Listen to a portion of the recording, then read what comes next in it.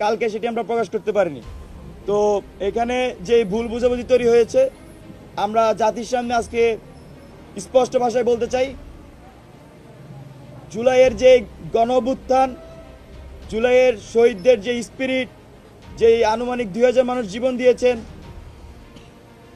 30,000-এর বেশি আহত হয়েছেন, এই যে মানুষজন যে আশা আকাঙ্ক্ষা নিয়ে বাংলাদেশে এক দফা আন্দোলনে যোগ দিয়েছেন, হাসিনার মতো ফ্যাসিস্টকে ক্ষমতাচ্যুত করেছেন, এই যে মানুষের যে স্বপ্ন তৈরি হয়েছে, শিক্ষার্থীদের মধ্যে যে স্বপ্ন তৈরি হয়েছে, আমাদের বাংলাদেশ গণতান্ত্রিক ছাত্র সংসদ সেই স্বপ্ন বাস্তবায়নে কাজ করে যাবে।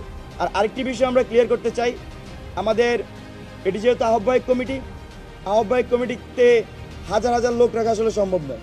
যেটা আমরা করতে পারি, আহ্বায়ক কমিটির কাজ হচ্ছে কমিটি আহ্বান করবে এবং বিভিন্ন ইউনিট ভিত্তিক তারা কমিটি প্রস্তুত করবে এবং পরবর্তীতে কাউন্সিলের ভিত্তিতে সেখানে পূর্ণাঙ্গ কমিটি প্রকাশ পাবে।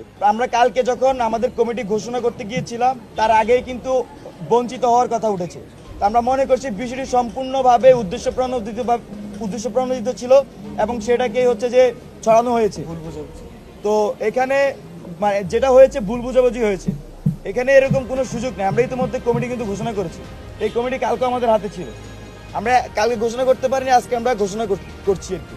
তো সেক্ষেত্রে আসলে যে ভুল বোঝাবুঝি হয়েছে, আমরা রাতের মধ্যে সকল স্টেক হোল্ডারদের সাথে আমরা মিটিং করে আলোচনা করেছি, ওনাদের দেখিয়েছি যে সবার এখানে অংশগ্রহণ আছে এবং ওনাদেরকে রাখবো যে সেটাও কিন্তু ওনার সাথে আলোচনা করা হয়েছে। কিন্তু এখানে কোনো একটা তৃতীয় পক্ষ এই ভুল বুঝাবুঝি তৈরি করেছে, সেজন্য আসলে আমাদের তদন্ত কমিটি গঠন করা।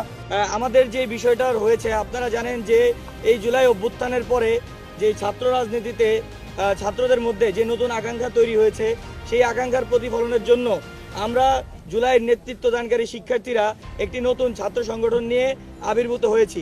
তারই পরিপ্রেক্ষিতে গতকাল আমাদের আত্মপ্রকাশের দিন ছিল, কিন্তু আপনারা দেখেছেন যে গতকাল কিছু অনাকাঙ্ক্ষিত ঘটনার কারণে আজকে এই বিষয়টি সামনে চলে এসেছে।